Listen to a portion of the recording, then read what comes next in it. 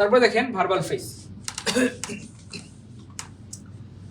এটা খুবই সহজ, খেয়াল করে দেখেন। আই লুক, এই লুক একটা কি জানো ভাইয়া? খুব মনোযোগ, লুক একটা কেন ভার্ব? একটা ওয়ার্ড, কেন ভার্ব? তাহলে একটা ওয়ার্ড হলে সেটা ভার্ব, অথবা সেটা নাউন, অথবা সেটা প্রোনাউন, কথার কথা, খুব মনোযোগ, অথবা সেটা অ্যাডজেক্টিভ, অথবা প্রিপজিশন। কিন্তু ভাইয়া কোনো কারণে একটার বেশি ওয়ার্ড যদি নাউনের কাজ করে তার নাম নাউন, একটার বেশি ওয়ার্ড যদি নাউনের কাজ করে তার নাম নাউন, একটার বেশি ওয়ার্ড যদি ভার্বের কাজ করে তার নাম ভার্বাল।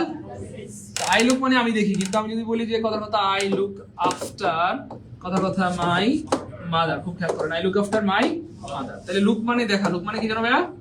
দেখা না, সরি তাকানো, লুক মানে কি জানো ভাইয়া? তাকানো, খুব খেয়াল করেন। আর আফটার মানে কি জানো ভাইয়া? পরে। তাহলে এই বাক্যের অর্থ কি? আমি তাকানো পরে আমার মা, আমি তাকানো পরে আমার মা। এই বাক্যের অর্থ কি এমন? আমি তাকানো পরে আমার মা না। তাহলে এখানে দেখেন এই লুক এবং আফটার দুইটা মিলে একটা ভার্ব, কয়টা ভার্বের কাজ করতেছে? এই দুইটা ওয়ার্ড মিলে একটা ভার্বের কাজ করতেছে। আর এটাই হচ্ছে ভাইয়া ভার্বাল ফ্রেজ, অর্থাৎ একটার বেশি ওয়ার্ড যখন ভার্বের কাজ করবে তখন তার নাম হয়ে যাবে ভার্বাল। খুব মনোযোগ, এটা বুঝছেন তো? তাহলে লুক একটা ভার্ব, লুক একটা কি ভাইয়া? ভার্ব। কিন্তু যখনই এই এখানে একটা বেশি ওয়ার্ড, মানে দুইটা মিলে কয়টা অর্থ? মানে দুইটা মিলে কি দুইটা অর্থ? লুক আফটার মানে কি দুইটা অর্থ তাকানো পরে? না, দুইটা মিলে কয়টা অর্থ? তার মানে একটা বেশি ওয়ার্ড যখন ভার্বের কাজ করে তখন তার নাম হয়ে যায় ভার্বাল। এটা বুঝছেন তো? আল্লাহর মধ্যে একটা ওয়ার্ড হলে সেটা ভার্ব, কিন্তু একটা বেশি ওয়ার্ড যদি ভার্বের কাজ করে তার নাম হয়ে যায় ভার্বাল। এমন তো কোটি কোটি উদাহরণ আছে। টেক আফটার, খুব মনোযোগ দেন একটু। টেক মানে কি জানো? হওয়া। আফটার মানে কি জানো ভাইয়া? পরে। কিন্তু টেক আফটার মানে কি জানো ভাইয়া? অনুরূপ হওয়া, অনুরূপ হওয়া। তার মানে খেয়াল করে দেখেন এখানে এটা একটা ভার্ব, এটা একটা কি ভাইয়া? ভার্ব। কিন্তু একটার বেশি ওয়ার্ড মিলে যখন একটা ভার্বের কাজ করে, মানে দুইটা মিলে কি দুইটা ওয়ার্ড অর্থ? টেক আফটার মানে কি ল পরে? না, টেক আফটার মানে অনুরূপ হওয়া। তার মানে একটার বেশি ওয়ার্ড যখন ভার্বের, মানে ফ্রেজের বেসিকটাই হচ্ছে এটা। একটা হইলে সেটা নাউন, খুব মনোযোগ, একটা হইলে সেটা ভার্ব, একটা ওয়ার্ড হইলে সেটা অ্যাডজেক্টিভ। কিন্তু একটার বেশি ওয়ার্ড যদি নাউনের কাজ করে নাউন ফ্রেজ। যেমন কথার কথা বুক, এটা নাউন, এটা কি ভাইয়া? কিন্তু এই বুক কি নাউন? এটা নাউন ফ্রেজ। তার মানে একটা বেশি ওয়ার্ড যদি নাউনের কাজ করে তার নাম কি ফ্রেজ? ঠিক সেম, এটা ভার্ব, কিন্তু একটা বেশি ওয়ার্ড যদি ভার্বের কাজ করে তার নাম এক্স্যাক্টলি। একটা বেশি ওয়ার্ড যদি অ্যাডজেক্টিভের কাজ করে তার নাম অ্যাডজেক্টিভ। ক্লিয়ার ইনশাআল্লাহ? এটাই বোঝানো হচ্ছে এখানে। বলেন। ভার্বাল ফ্রেজে ভার্ব থাকবে, এটা বাধ্যতামূলক। এক, ভার্বাল ফ্রেজে ভার্ব থাকবে, এটা বাধ্যতামূলক। এবং ভার্বাল ফ্রেজে ভার্ব দিয়ে শুরু হবে। কি দিয়ে শুরু হবে? দেখেন ভার্ব দিয়ে কি দিয়ে শুরু হয়। আপনি শোনেন না, ভার্বাল ফ্রেজের সবচেয়ে মজার ইয়েটা হচ্ছে গ্রুপ ভার্ব। এই পৃথিবীতে যতগুলো গ্রুপ ভার্ব আছে সবগুলো ভার্বাল ফ্রেজ। সবগুলা বুঝছেন না? বুঝেন নাই মনে হয়। গ্রুপ ভার্ব কি একলা বসে নাকি সঙ্গী লাগে? এবং মজার ব্যাপার হচ্ছে গ্রুপ ভার্বের সাথে সবসময় একটা প্রিপজিশন থাকে। কি থাকে বলেন তো ভাইয়া? লুক আফটার, ওই যে আছে না, ওই যে ডাই, কথা ধরেন ডাই, এটা একটা ভার্ব, কিন্তু ডাই ইন এটা কি ভার্ব? এটা কিন্তু ভার্বাল ফ্রেজ, তাই না? Died by, died in, look after, take after. হ্যাঁ, এই হচ্ছে ফ্যাক্টর।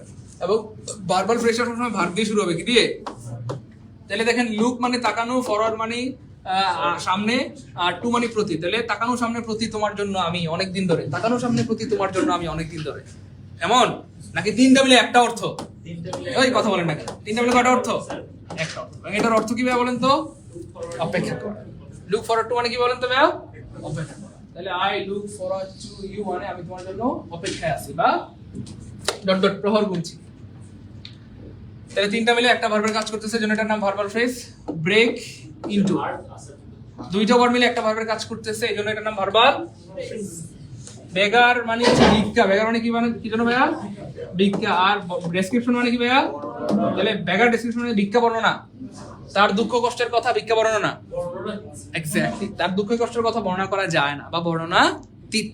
ওটা বুঝছেন কিনা? তাহলে দুইটা ওয়ার্ড মিলে কয়টা ভার্বের কাজ করতেছে? এটাই হচ্ছে ফ্যাক্ট। ভার্বাল ফ্রেজটা অবশ্যই ভার্ব দিয়ে শুরু হবে, এবং একটা বেশি ওয়ার্ড মিলে ভার্বের কাজ করবে। দুইটা ওয়ার্ড কখনো বলবেন না, ওয়ার্ড বেশিও হইতে পারে। বুঝছেন তো?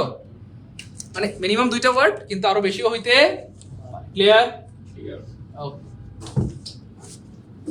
তারপরে দেখেন এই যে লুক ফর, লুক মানে তাকানো, ফর মানে জন্য। তাহলে রাজু তাকানোর জন্য গাড়ি, রাজু তাকানোর জন্য গাড়ি, ব্যাপারটা কেমন?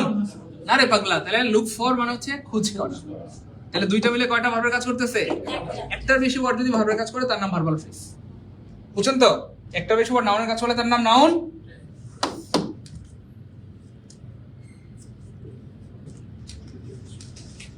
বলেন কি হবে? তাহলে একটা বেশি ওয়ার্ড ভার্বের কাজ করলে তার নাম কি হয়ে যাবে? একটা বেশি ওয়ার্ড যদি অ্যাডভার্বের কাজ করে তার নাম, একটা বেশি ওয়ার্ড কনজাংশনের কাজ করলে তার নাম কনজাংশনাল ফ্রেজ। এন্ড একটা কি জন্য ভাই? এন্ড একটা কি? গুড, খেয়াল করেন এন্ড একটা কি ভাই? কনজাংশন। কিন্তু যদি বলা হয় অ্যাজ ওয়েল এটা কিন্তু কনজাংশন না, কনজাংশনাল বোথ এবং এন্ড এই দুইটা মিলে কি হয়ে যায় বলেন? কনজাংশনাল। সিঙ্গেল হইলে আলাদা জিনিস, কিন্তু ডাবল হইলেই কি ফ্রেজ হয়ে যাবে।